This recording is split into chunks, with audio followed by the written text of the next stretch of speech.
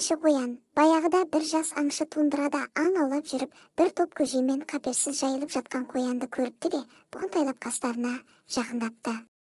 Қоян аңшыны байқап қалып, қашыңдар, еріңдер соңымнан деп айқайлапты көжектеріне. Көжектері енесінің соңынан томпаңдай жөнеліпті. Аңшы қуып беріпті.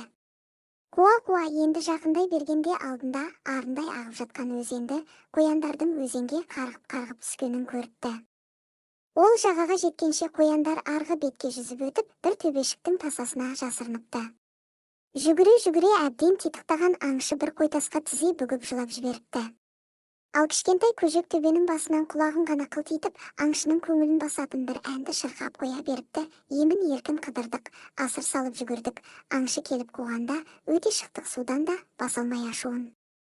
Отырсынай аңшының ағын судан шошынып, жылағаны не сұмдық. Әй. Әй, көжек осылай деп әндетіпті. Аңшының жебелерін қорамсағына салып, үйіне құр қол қайтудан басқа амалы қалмапты. Ол қояндарға садағын көрсетіп, қараңдар да тұрыңдар, қу қояндар. Бұдан бұлай мені алдай алмайсыңдар деп қаһар төгіпті.